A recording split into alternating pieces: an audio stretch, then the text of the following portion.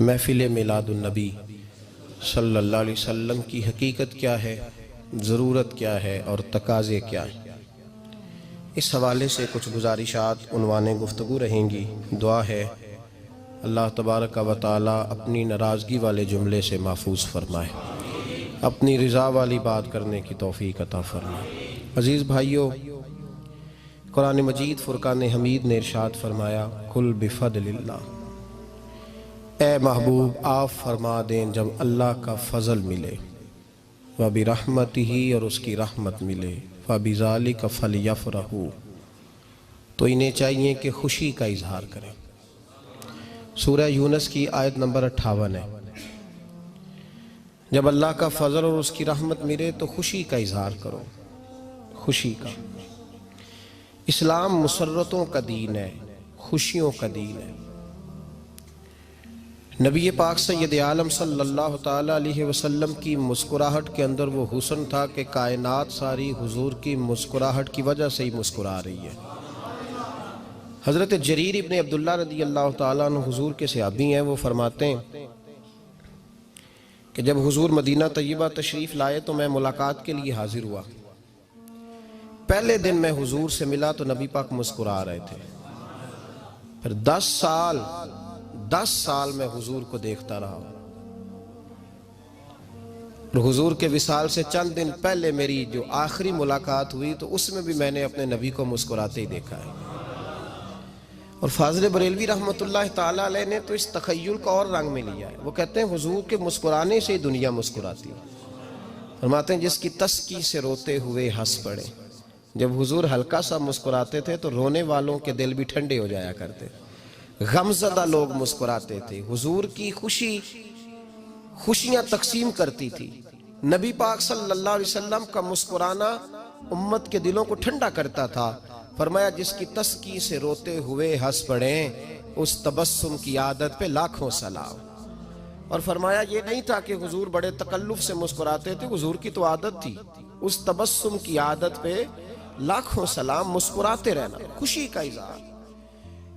इस्लाम बहुत सारी चीज़ों का इंसान को पाबंद करता है, हुदूद व कुयूद में रहने का हुक्म देता है।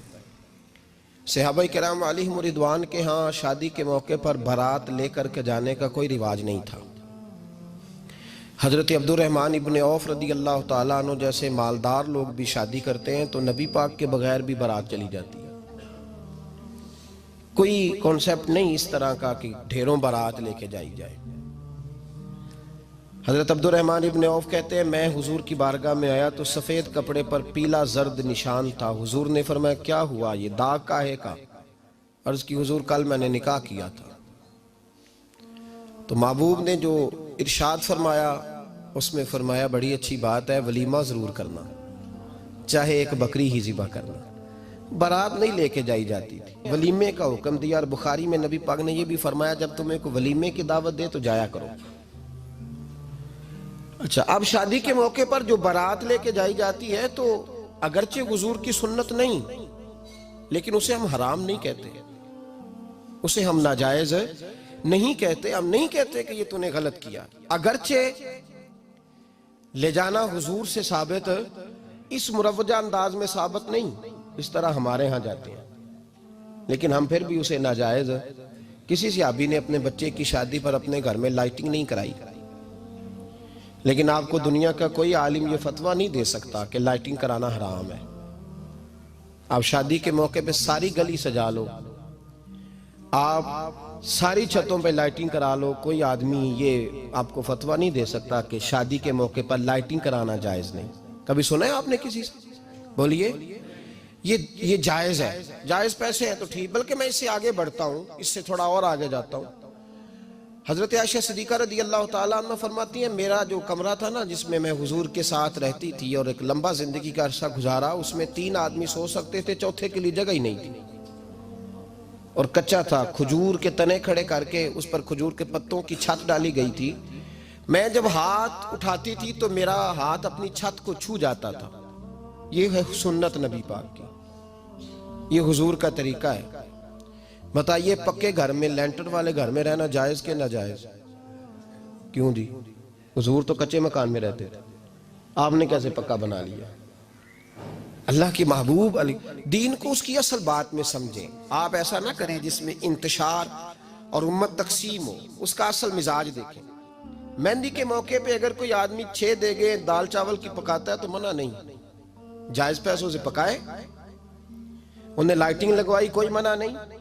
सारे मोहल्ले को खाना खिलाया, कोई मना नहीं। बल्कि नबी पाक ने फरमाया बेहतरीन मुसलमान ही वो है जो सलाम पहले ले और रोटी ज्यादा खिलाए, तो बेहतरीन मुसलमान है।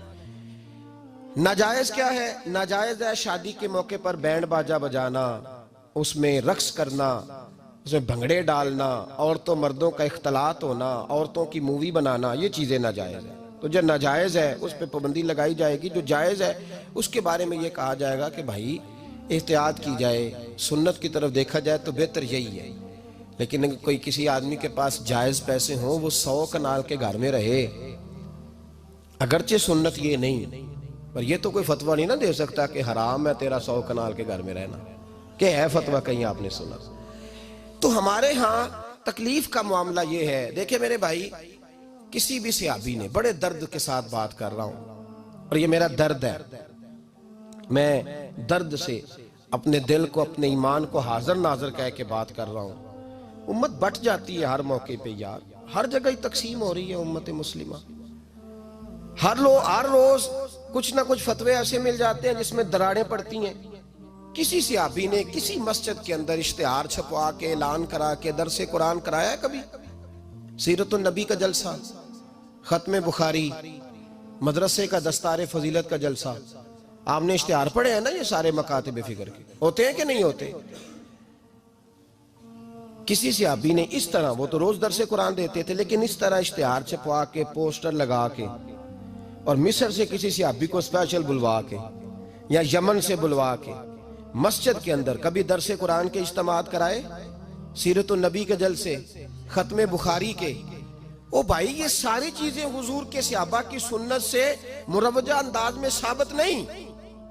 मुझे बता मेरे भाई, मैं दर्द के साथ तुझसे सवाल करता हूं कि सीरतुन नबी के जलसे में तू पेशावर से मौलाना बुलाए, पिंडी से बुलाए, तू गुजरात और कराची से लोगों को बुला करके अगर सीरत का जलसा कराए और तू उसमें एक आदमी को कराची से बुलवाया जा रहा है तो तूने उसको 20,000 की टिकट भी दी और इश्तिहार पे भी जलसे पे खर्च हुआ, फिर लंगर भी पका, खाना भी तूने खिलाया, ना तुझे कोई बेवा याद आई, ना तुझे कोई मिस्कीन याद आया, ना तुझे कोई गरीब याद आया? हालांकि कहना चाहिए था ना, ये जो लाख रुपया लग रहा है किसी बेवा की खिदमत कर देनी चाहिए, यतीम को दे देना चाहिए। दर्द के साथ बात कर। सवाल मेरा ये है कि वही काम जो सीरत के जलसे में होते हैं, पहले तिलावत होती है, फिर नात होती है, फिर किसी आलिम का बयान होता है, वही काम सिर्फ नाम बदल के किया जाए, ईद मिलादुन नबी नाम रखा जाए सल्लल्लाहु अलैहि वसल्लम। ये मैं आपके ज़हनों पे दस्तक दे रहा हूं, तकरीर नहीं कर रहा, सिर्फ दस्तक दे रहा। ओ भाई देखो, एक आदमी वही काम नाम बदल के करे तो जायज है, और अगर उसमें नबी पाक के मिलाद का नाम रख लिया जाए या नात का नाम रख लिया जाए तो फिर मुझे इजाजत दे, मैं तुझसे सवाल करूं कि सिर्फ तुझे हुजूर की तारीफ पूरी लगती है? फिर मुझे इजाजत दे कि मैं तुझसे पूछूं कि सिर्फ तुझे नात अच्छी नहीं लगती? फिर मुझे इजाजत दे कि मैं तुझसे पूछूं कि तुझे सिर्फ रसूलुल्लाह के कसीदे अच्छे नहीं लगते? दे मुझे इजाजत कि मैं तुझसे सवाल करूं कि जहां जिक्र रसूल की बात आए वहां तू परेशान क्यों होता है? तुझे पता ही नहीं ये तो वो जिक्र है कि रब फरमाता है तुम बयान करो ना करो, व रफअना लका जिक्रक, महबूब मैंने खुद तेरे चर्चे सारी दुनिया में बुलंद फरमा दिए। और नबी पाक ने पूछा हजरत जिब्रील से कि चल जिब्रील तू बता, मेरी उम्मत को पता चले रब ने मेरा जिक्र कैसे बुलंद किया है। तो जनाब जिब्रील कहने लगे महबूबा रब फरमाता है मेरे नबी से कह दे जहां जहां तेरे रब का जिक्र होगा वहां वहां तेरा भी जिक्र होता रहेगा। ये तो मोहताज ही नहीं किसी का। इतनी जल्दी लोग बिफरते हैं। अल्लाह फरमाता है कुल बिफदलिल्लाह व बिरहमतिही फबिज़ालिका फलयफ़रहू। महबूब इनसे कह दो जब अल्लाह का फजल मिले, जब अल्लाह की रहमत मिले तो खुशी मनाओ। तेरा नहीं मुझे पता, मुझे तेरा नहीं पता, लेकिन मुझसे अगर तू पूछे तो कायनात में रब का सबसे बड़ा फजल भी मोहम्मद मुस्तफ़ा ही है और सबसे बड़ी रहमत भी मोहम्मद मुस्तफ़ा ही है। वो दो आलम की रहमत थे, वो जहां चाहते वहीं रहते। ये तो उनकी मेहरबानी है कि ये आलम पसंद आया। रब करीम ने तुझे आंख दी, दुनिया देखी तूने। रब करीम ने तुझे कुव्वत दी, तूने दुनिया घूमी। और फिर रब ने तुझे बेटे दिए तो मीठा मेवा, और बेटियां दी तो तेरे लिए बाइसे करम।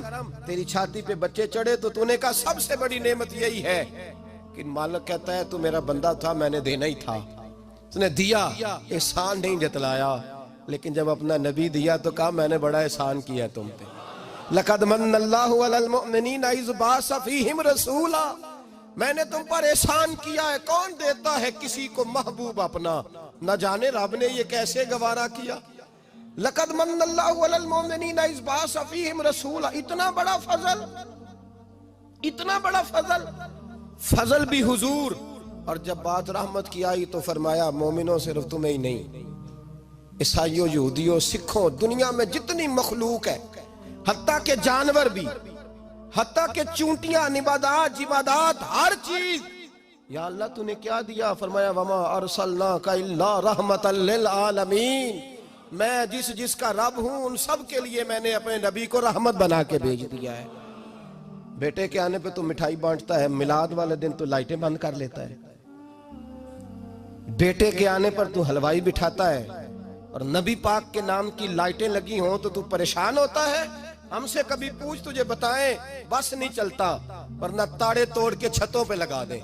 बस नहीं चलता, फरिश्तों को भी कहें आओ हमारे साथ शामिल हो जाओ, आमद मुस्तफा मरहबा मरहबा का नारा लगाना है। हमारा बस नहीं चलता, वरना दुनिया की सारी नेमतें बिछा दे और लोगों को बतलाएं कि असल तो खुशी मनाने का दिन ही आज है, जब अल्लाह ने हमें अपना प्यारा रसूल अता फरमाया है। और हमारे इमाम, तू कहता है मिलाद ना कर, हमारे इमाम ने तो कहा हशर तक डालेंगे हम, हशर तक। ये 2-4 दिन का तो प्रोग्राम ही नहीं हमारा, हशर तक डालेंगे हम पैदाइशे मौला की धूम, और मिसले फारस नजद के कले गिराते जाएंगे। खाक हो जाए अदु जल कर मगर हम तो रजा, दम में जब तक दम है जिक्र उनका सुनाते जाएंगे। हमारा तो 1-2 दिन का प्रोग्राम ही नहीं। और फिर सुनो कितनी बड़ी नेमत है। हजरत अब्बास से किसी ने कहा था अल्लाह की सबसे बड़ी नेमत, तो बुखारी उठाना, फरमाने लगे मुहम्मदुन नेमतुल्लाह, बुखारी है बुखारी। फरमाया मोहम्मद अल्लाह की सबसे बड़ी नेमत है, सल्लल्लाहु, ये सबसे